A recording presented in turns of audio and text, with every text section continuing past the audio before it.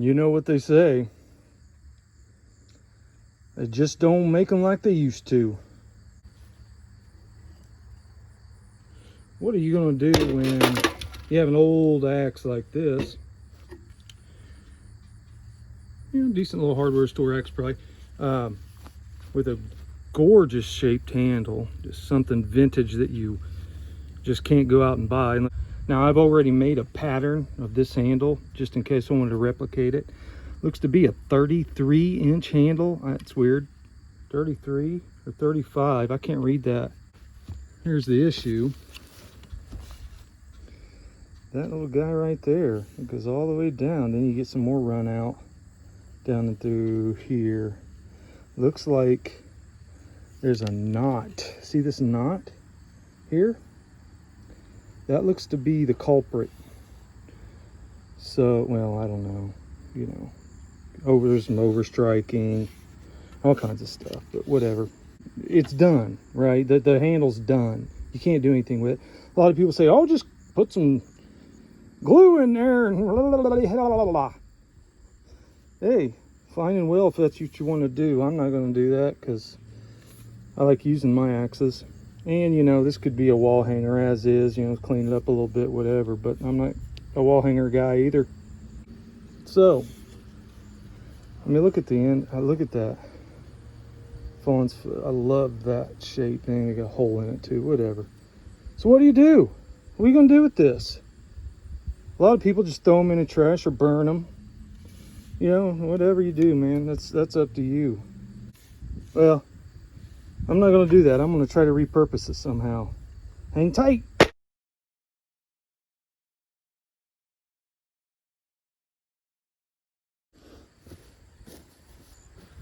Probably wonder why I had this old piece of crap. Well, it was a piece of crap. It kind of still is a piece of crap, but it's my piece of crap and I like it. You have any pieces of crap out there that you like? Well, this is one that I refurbished, quote unquote. And I like these little things. First step, take the bit off. It's a lot easier when you take the bit out.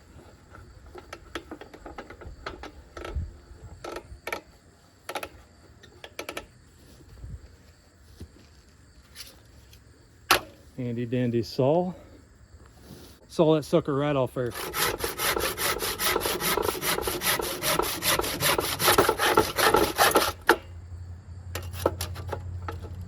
Yeah, see, it's two pieces.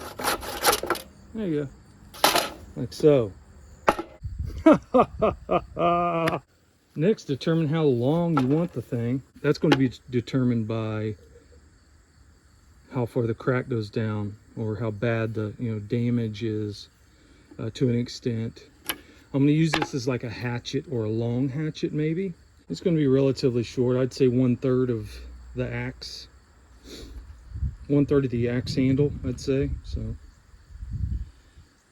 you obviously don't necessarily need anything if you have an arsenal of axes, but I'm always looking for things that are very useful and how to be resourceful with something that's pretty much junk or trash. I remember last winter, I was always struggling to make kindling with my current kindling splitter, as I call it. And I'm going to take all the good things from that. I'm going to keep it like it is. Take all the good things from that axe, incorporate them here, but I'm going to take the things I need and try to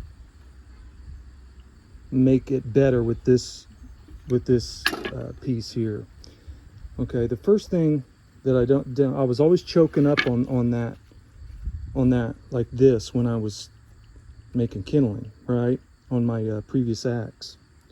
So that tells me that I need a shorter handle. I don't need it, but I want a shorter handle because it's just kindling, quick little fire starters or whatever, right? So I need a shorter handle. I like the head weight on that piece. When I do, so when I do have, some tough stuff that I need to chop up into kindling, I can, pull back on it.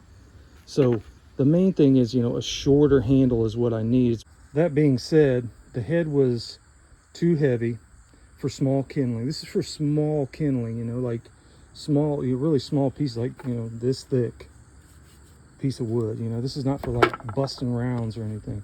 This is for when you're at the fireplace or wood stove, you need to start your fire, or you need to, get it going a little bit better, whatever.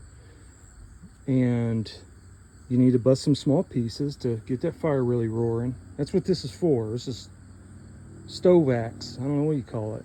So anyway, small, lightweight, quick, something you just throw by the wood stove. Instead of a, 2.5 pound hatchet, which I had. It was a larger hatchet, going with something a lot smaller like this little guy. Huh? What do you think of that? A lot lighter. Perfect. I'm not sure what this is. It says GTW. Somebody out there tell me what that means. Probably get to work. So it looks like that run out goes to about right here. See where it starts cracking there? That run out goes to about right here, okay? So I'm gonna make this quite a bit shorter. I mean, it's gonna be a short piece, somewhere in here to where that wood's good. I'll probably cut just a little bit, another inch above that. So right in here somewhere for that. Is it gonna look dumb? Maybe. The possibilities are endless here. So right in here, let's say like right in here. That looks good.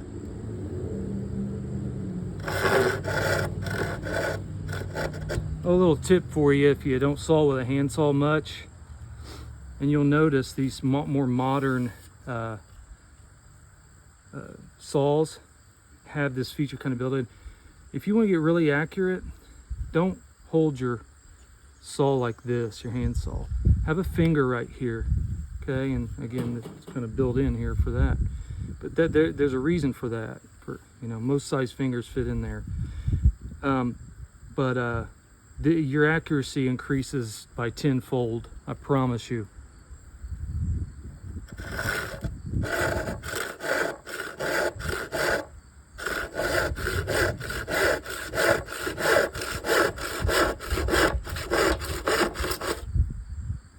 Look at that. No run out. Great. Now you'll notice on this, it's pretty boogered up here, see, unfortunately. I'm not sure what I'm going to do about that yet, but this is going to be something I'll be using, quite a bit. So I might make it look kind of nice, and that's obviously not as durable. But to be honest, I like this hole, and I'll probably drill that out a little bigger and put maybe, I don't know, some sort of brass or metal inside. We'll see how it ends up. That's the beauty of, being creative and doing your own thing. You gotta love it. Do whatever you want. As long as it looks good to me, that's what matters the most. Okay, I've saved you from watching me make my marks for the hafting this, but pretty common sense. Basically, you put this here. You can. This is not exactly how I do it. You put this here. You can take a pencil, kind of scribe your lines inside. What I do is I take a piece of tape, put a piece of tape here, and then draw the edge on there. Then I transfer it to here. Then I kind of scribe it on here. Just start whittling away at it with whatever you got. Rafts are good. That's a hard word to say. Sanders, knives of some sort. Whatever you have available on something like this. It's small and there's not a ton of material that needs taken off. if you don't have the proper tools. So just keep it going until it fits in there. That's what she said. Another little tip for you if you're just beginning, because if you're advanced, you shouldn't be watching my channel on this stuff. Hop on over to Killinger. Okay, this is what I do anyway. Coping saw is great, but it tends to move really easy. I just take a metal hacksaw. Look how old this thing is. I love vintage tools. Anyway, take this guy at first, just kind of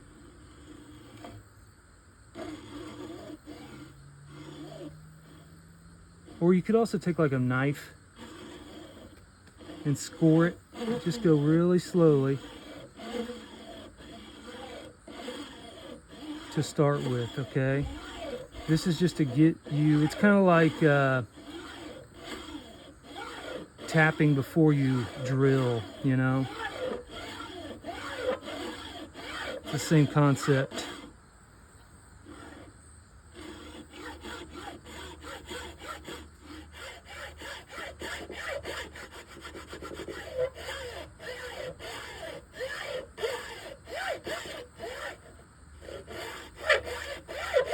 I need a handle for that, don't I? Now you're ready to go with your bigger saw. It's a lot easier.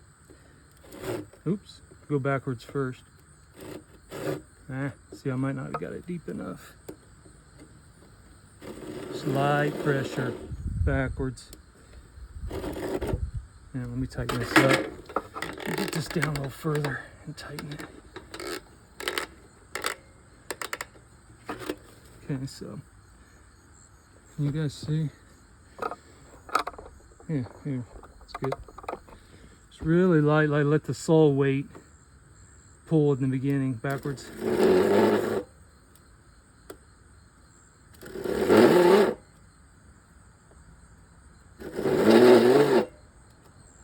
Yeah, just like that.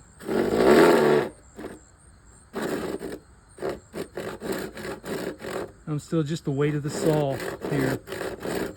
I'm just pushing and pulling with the weight of the saw. And then start taking longer strokes.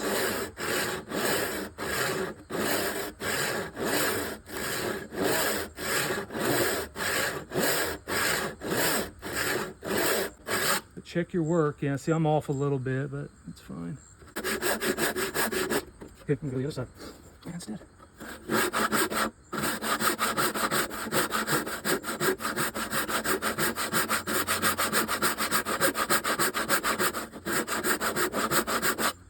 Okay, you know, not the best ever, but it's close. Okay, so before I pound that head home, I'm going to do a little bit of work on this handle. And I'll bring you back. Okay, that's a little better. That's a little better. That's a lot better. I'll give it some final sanding, and see, here's what I was dealing with on that bottom. It's still not perfect, but I may put a little bit of wood glue there, kind of surface on the surface. And I'm not too worried about it, to be honest. You know, things like that I can sand off. You know, grain orientation isn't pretty, but whatever, it's a little hatchet. But and I need to get me a card scraper or make one too. But finish sanding this up, put a little Killinger snake juice on it, and it'll be ready to go. All right, let's put this head on here.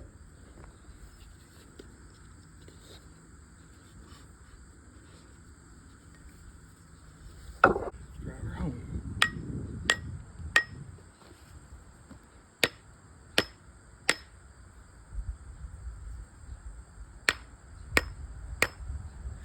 Sorry guys, I'm doing that off camera, aren't I? Okay, let's try this. Well, not the best hafting I've ever done, but you can see that. But no, I don't know, we'll roll with it for a while and then I'll put some probably something else in there. I don't know, but it's on there. It's on there good. These are pretty difficult to do with the shape here, but hey, let's see how it works. Want to?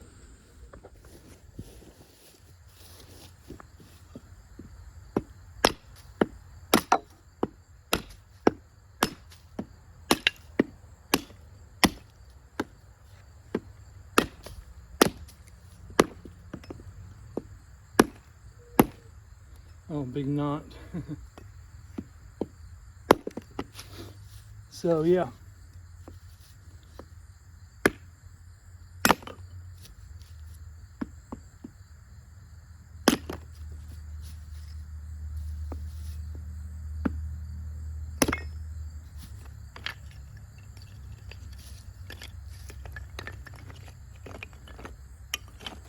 Seems to do pretty good. Exactly what I need it for.